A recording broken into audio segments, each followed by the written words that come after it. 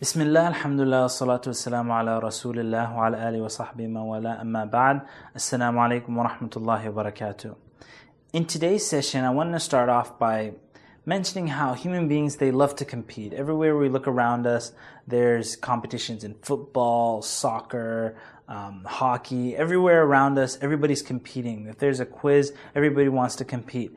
So now human beings, even when there is no competition, they make up fantasy competitions, fantasy football, fantasy hockey, and they still want to compete. So now, if you have this intention, you have this desire, you love to compete, so why not compete for the sake of Allah subhanahu wa ta'ala? Why not compete for the hereafter? If you look in the Quran, you look at the example of the companions, Allah subhanahu wa ta'ala says, سَابِقُوا إِلَى مَغْفِرَةٍ مِّن رَبِّكُمْ, which means race for the forgiveness of your Lord. And if you look at the companions, they were always racing to beat one another, inshaAllah ta'ala, in doing good deeds.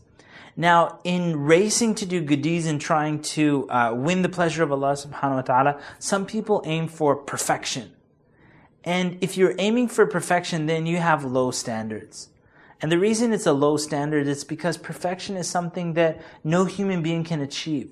Perfection is something that only Allah subhanahu wa ta'ala has reserved for Himself. Perfection is something only for Allah subhanahu wa ta'ala. So if you're aiming for perfection, you're not going to get it, and you probably lose hope and you'll just give up. So perfection isn't the goal that we're looking for. What we're looking for is ihsan, excellence, or doing something in an outstanding way. And one of the main things that you need to do in an outstanding way, leading up for your Hajj and actually before your Hajj and after your Hajj, one of the things that you absolutely must have in your portfolio going to the hereafter is Salah that was outstanding.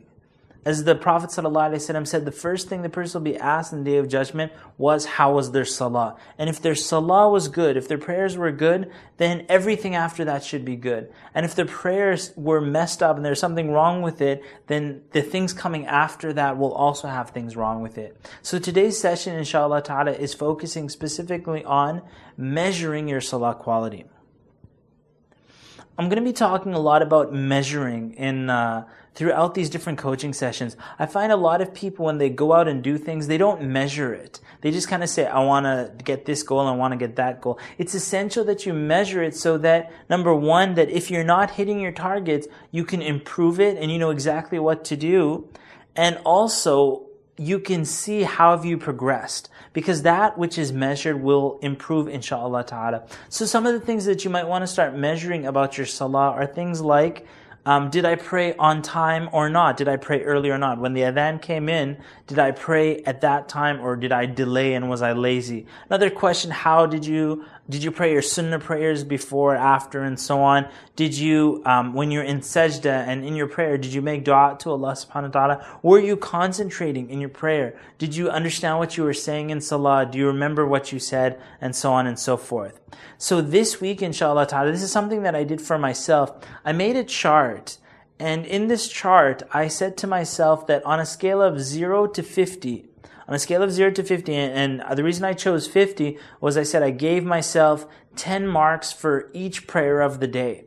And so, for example, if I prayed Fajr on time and I prayed it in the masjid and I prayed my sunnah prayers, used a miswak before I prayed and focused, let's say I gave myself 9 out of 10 for that prayer. Then Dhuhr time came in. I wasn't on time and I wasn't paying attention, a little distracted. Maybe I'll give myself a 3. And then I go through the day like that. At the end of the day, I'll measure my salah quality and I'll say, adding up all the numbers of the day, at the end of the day, I would give myself, say, a 27 out of 50.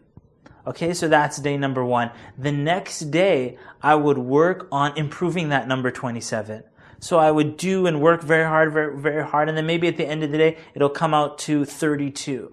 And then maybe the day after, maybe my motivation will go down a little bit, and it might come out to like a 17 out of 50. Every day, I'd be measuring my salah quality and focusing on it, so that after 10 days or 30 days or however long you want to do this, inshallah ta'ala, you will find that when you focus on something, and when you measure something, inshallah ta'ala, as time goes by, inshallah ta'ala, your salah quality will increase, bi'idhnillah.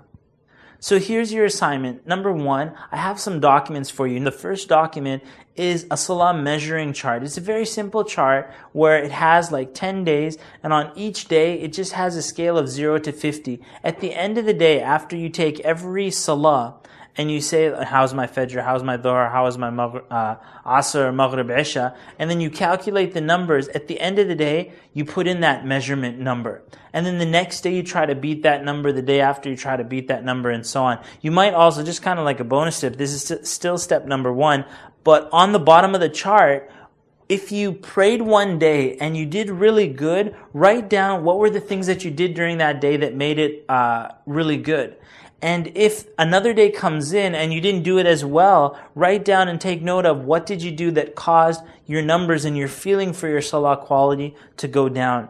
Another link that I have for you, this is still step number one, a booklet that one scholar wrote called Different Ways to Increase Your Concentration in Salah. So these are things from the Sunnah of the Prophet ﷺ, things that the Prophet ﷺ recommended in prayer so that you could increase your concentration. If you start focusing on some of these tips from the Sunnah on things that you should do before your prayer, during prayer, after prayer, inshallah ta'ala, you'll find that your focus and concentration in Salah should go up. And so if you find your numbers dipping a little bit low, click on that link and try to find some new things that you can do for your Salah, inshallah ta'ala, to increase its quality.